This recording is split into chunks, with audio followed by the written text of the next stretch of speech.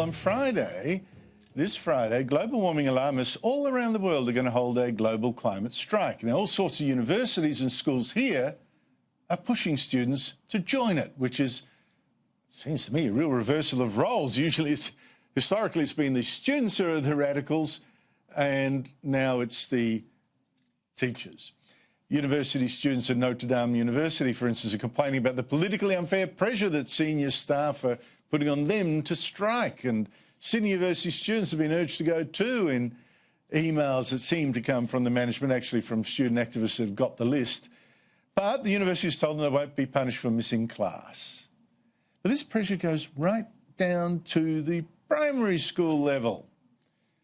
For instance, Vaucluse's public school has sent students this letter promoting the strike and announcing the VPS, the school, is wearing green on the Friday to stand in solidarity with climate justice. And it says Australia's already suffering from the climate crisis. Where, I ask?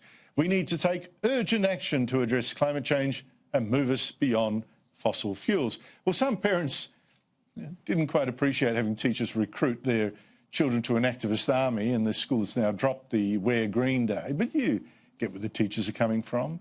In fact, I was a bit shocked to have an email from a viewer who says that a school that one of my children went to, a girls' school in Melbourne, they're having a day too on Friday.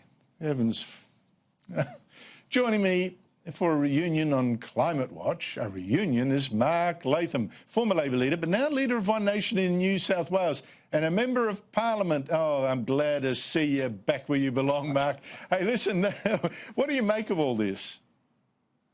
Well, there's a madness in the air, and any student who takes Friday off, particularly those in Year 12 in New South Wales, where they're about to sit the HSC, you know, it's the pathway to ending up like every other lefty, no hoper with no money, no career, no job, no prospects in life. It solves one paradox. These lefties don't study. They go to pointless protests, missing school. This is how they end up on the dole. Nothing in life other than a bucket of glue with which to glue themselves to the roadway, compounding their problems. So my advice to the students is study hard. It is the pathway to a better life. Leave the political protests until you get good qualifications and career opportunities in life, particularly if you're doing the HSC, Year 12 in New South Wales. But Andrew, can I just say, it's not the teachers who've gone crazy with this. There's a Labor MP here in the State Parliament, Rose Jackson, who's hosting a reception in Macquarie Street Parliament to honour and encourage these student leaders to have a protest out in the domain, out the back of our state parliament. So it's not just the teachers. Anyone who thinks the Labor Party's supporting coal mining jobs in Australia, you've got a Labor MP in New South Wales encouraging students to miss school, miss study, to do in coal mining jobs, to do in the prospects of working families. So it's an atrocity. And it's not, look, we're not just isolated examples. Another viewer has sent me an email saying that a teacher, an English teacher in Year 9 at a Bundaberg school I won't identify, yesterday gave an English class, but guess what, Mark? I'm told they talked about climate change. Students were shown a video of child climate messiah Greta Thunberg.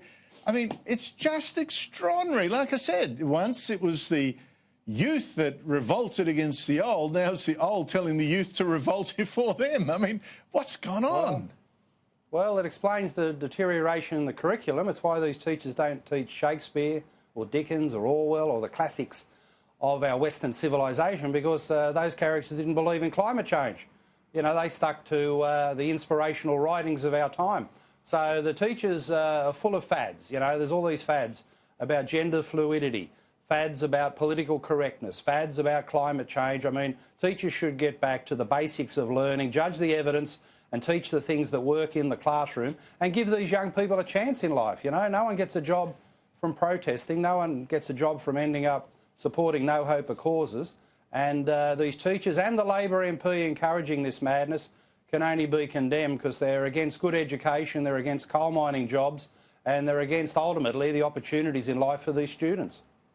Well, I'd like to advise students that are wondering how otherwise to spend Friday. Why don't you do what I did in the News Limited papers this morning and actually fact-check some of the claims of climate messiahs like Tim Flannery. You'll find it entirely, absolutely delightful work and extremely profitable. A laugh a minute.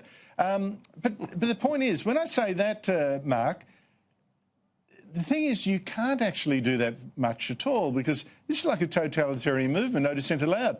I draw your attention to a source of much of your merriment in past episodes of Culture Wars, the Conversation website. Now, it's run with the support of 34 of our universities, supposed to uphold their values, but that it's just announced that it would no longer publish any article or even a letter from a sceptic of the warming scare. It says, this is from its editor, climate change deniers are dangerous, they don't deserve a place on our site, don't even engage them, talking to the listeners, don't even engage them. If a sceptic's letter does sneak through, if readers do say something that is misinformation, please don't engage, simply report it.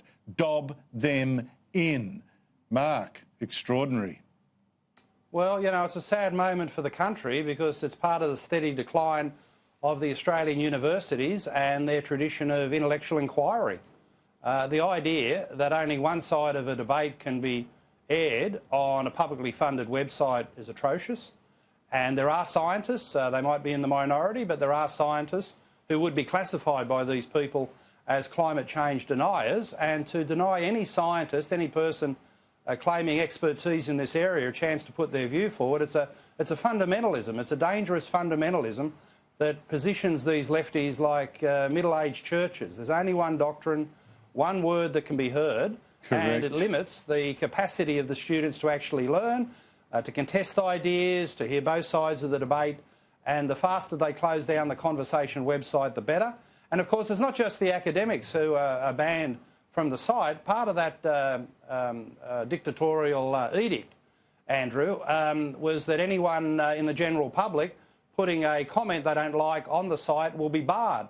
They'll close down your account permanently. So permanently. Yeah, this is an authoritarianism, totally unsuited to a university environment, and the money being wasted on this Conversation website is absolutely dreadful.